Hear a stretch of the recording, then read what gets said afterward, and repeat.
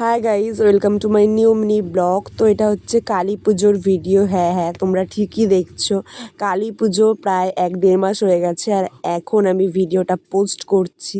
তার কারণ আমি কালী পুজোতে পুজোতে এত ঘোরাঘুরি করেছি যে প্রচুর পরিমাণে ঠান্ডা লেগে গেছিলো, এর জন্য ভিডিওটা ছাড়তে এতটা পরিমাণ লেট হয়ে গেল। তো এখন আমি ঠাকুর দেখতে যাচ্ছি। এখানে আমি আর একটা বোন মিলে বেরিয়ে পড়েছি আর আমি আজকে ভীষণ এক্সাইটেড, তার কারণ আজকে আমি আমার বয়ফ্রেন্ডের সাথে ঘুরতে যাবো গাইজ। তো এখান থেকে আমরা দুজন মিলে বক বক করতে করতে আর এখানে যখনই লোক দেখছি তখনই তো আমার একটু লজ্জা লেগে যাচ্ছিলো। আর তারপরে এখানে আমি আমার বয়ফ্রেন্ডকে দেখিয়ে দিচ্ছিলাম, গাইজ এই যে আমার বয়ফ্রেন্ড। আর তারপরে এখান থেকে দুই একটা ছোটো ছোটো ঠাকুর দেখতে দেখতে আমরা চলে গেছিলাম নেত্রালোকের ওই প্যান্ডেলটা দেখতে। তো এখান থেকে আমরা নেত্রালোকের প্যান্ডেলটার দিকেই যাচ্ছিলাম আর একদম ফাঁকা ছিল, তো কোনো লাইন দিতে হয়নি, টুক করে ঢুকে গেছিলাম। তো এখান থেকে তারপর প্যান্ডেলটাও তোমাদেরকে ভালোভাবে দেখিয়ে দিচ্ছিলাম। তারপরে তো এখানে নিউ স্টারে যা লাইন দেখে আমার তো প্রায় মাথাটা খারাপ। তো তারপরে এখানে একটা বন্ধুকে ডেকে নিয়েছিলাম, মানে ওদের পাশেই বাড়ি, তো ও আমাদেরকে এখান থেকে ঢুকিয়ে দিয়েছিল। তো তারপরে এখান থেকে নিউ স্টারের ঠাকুরটা দেখে নিয়েছিলাম আর এখান থেকে প্যান্ডেলটা দেখছিলাম। প্যান্ডেলটা তো জাস্ট অসাধারণ করেছিল আর ঠাকুরটা আমার সব থেকে বেশি ভালো লেগেছে নিউ স্টারের। আর তারপরে চলে গেছিলাম এখানে দেখতে হচ্ছে গিয়ে অভিযাত্রী ক্লাবের প্যান্ডেলটা। তো এখান থেকে লাইনও ছিল না বেশি, তো তাড়াতাড়ি ঢুকে গেছিলাম আর এখানে ঢুকে লাইটিংটা দেখছিলাম। তারপর তো এখানে অভিযাত্রী ক্লাবের ভেতরে ঢুকে গেলাম ঠাকুরটা দেখতে, মানে মণ্ডপে। তো এখানে ঠাকুরটাকেও তোমাদেরকে ভালোভাবে দেখিয়ে দিলাম, কারা কারা দেখতে এসেছিলে কমেন্ট করে জানিও আমাকে। আর তারপর এখান থেকে চলে গেছিলাম আর একটা প্যান্ডেলে। তো এখানে ঠাকুরটাও দেখছিলাম যে ঠাকুরটা খুব সুন্দর করেছে আর প্যান্ডেলটাও ছোটোখাটোর মধ্যে খুব সুন্দর করেছে, মানে প্যান্ডেলের থিমটা আমার তো ভালোই লেগেছে বেশ। আর ঠাকুরটা দেখো কত সুন্দর, মানে একটা অন্য ধরনের একটা ঠাকুর করেছিল, আমার তো খুব ভালো লাগছিল ঠাকুরটা দেখে।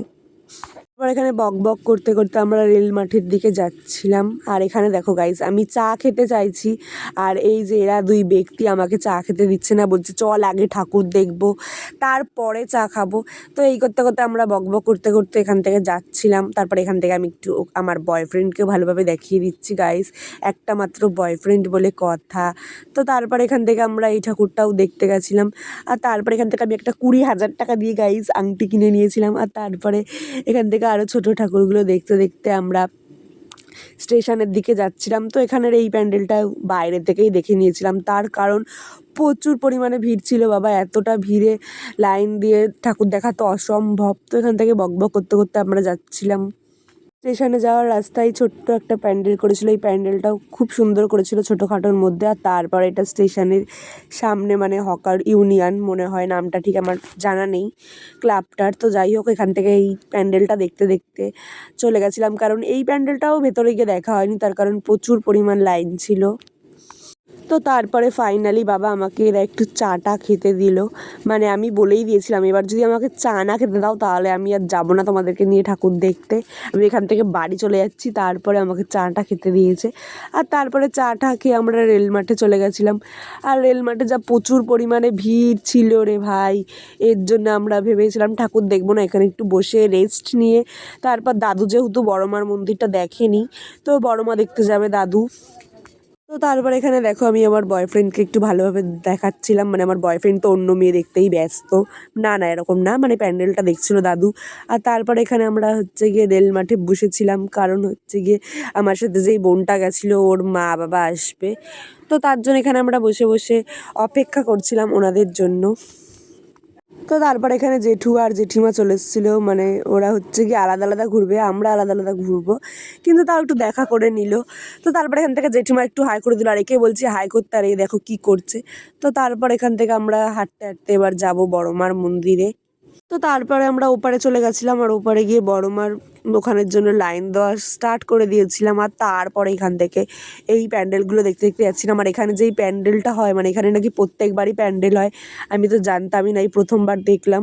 আর তারপর এখান থেকে এই ঠাকুরগুলো দেখতে দেখতে আমরা যাচ্ছিলাম আর বড়মার লাইনটা দেখো জাস্ট, মানে কি বলবো, প্রায় 2-2.5 ঘন্টা দাঁড়িয়ে থেকে তারপরে আমরা বড়মার দর্শন পেয়েছিলাম। আর তারপরে তো একটা সময় আর লাইনে দাঁড়াতে ইচ্ছাই করছিল না, তার কারণ লাইনটা এগাতেই চাইছিল না, মানে লাইনটা এগাচ্ছিল না, সেই এক জায়গায় গিয়ে দাঁড়িয়েই আছে দাঁড়িয়েই আছে। তো তারপর এখান থেকে এই ঠাকুরটা একটু দেখে নিচ্ছিলাম, মানে এটা লাইনে যেতে যেতেই পড়ছিল, তো তাই এখান থেকে দেখে নিলাম। আর তারপর এখান থেকে মানে অধৈর্য হয়ে যাচ্ছিলাম, আর এমন গরমে চাপাচাপি, আর মানে এমন ঠেলা মারছে গাইস, আর এক একজনের গা থেকে এমন ঘামের গন্ধ বেরাচ্ছে যে কি বলবো। তারপর না পেরে তো আমি এখানে একটু বসেই পড়েছিলাম, মানে আমি আর পারছিলাম না। তারপর আমি এখানে বলছিলাম যে একটা যদি কেউ পাদ মারে না আমি পুরো উড়ে যাব। তো এইসবই আর কি ফাজলামো মারতে মারতে তারপরে ফাইনালি বড়মার দর্শন পেলাম।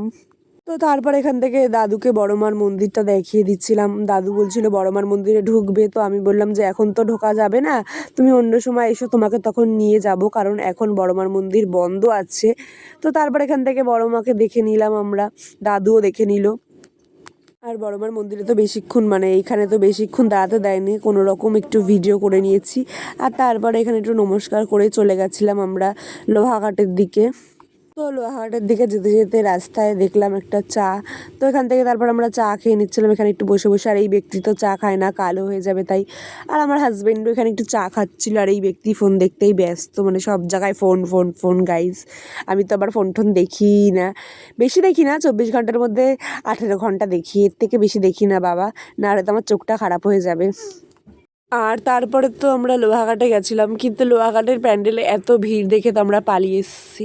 তো না, আমি আর দেখবো না, চলো বাড়ি যাবো এবার। তো তারপরে এখান থেকে আমরা হেঁটে হেঁটে বাড়ির দিকে যাচ্ছিলাম গাইস। আমি এমন মানুষদেরকে নিয়ে গেছিলাম যাদের কোনো এনার্জি নেই। দেখো একটুকুনি ঘুরেই, মানে 2-2.5-3 ঘন্টা ঘুরেই এদের অবস্থা খারাপ, আর হাঁটতে পারছি না। তো এখানে বসে পড়েছিল, আর আমিও বসে বসে ভিডিও বানাচ্ছিলাম। আর তারপর এখান থেকে খাওয়া নিয়ে ঝামেলা লাগিয়েছিলাম যে কি খাবো তাই নিয়ে। তো তারপর এখান থেকে ঝামেলা করতে করতে আমরা চলে গেলাম। তারপর এখান থেকে আমরা আইসক্রিম খেয়ে নিয়েছিলাম, আর ফোনে চার্জ ছিল না, আর মোমোও খেয়েছিলাম, সেটা আর ভিডিও করা হয়নি। আর তারপরে বাড়ি আসার সময় এখানে কাঠগোলার মোড়ের এই প্যান্ডেলটা দেখতে দেখতে চলে এসেছিলাম। তো যাই হোক, আজকের মতো ভিডিওটা এইটুকুনি। ভিডিও ভালো লাগলে লাইক কমেন্ট শেয়ার করে দিও। আর যারা যারা আমার ফেসবুক পেজ দিয়ে দেখছো পেজটা ফলো করে দিও, আর যারা যারা আমার ইউটিউব চ্যানেল দিয়ে দেখছো চ্যানেলটা সাবস্ক্রাইব করে দিও। বাই, আবার দেখা হবে নেক্সট কোনো মিনি ব্লগে।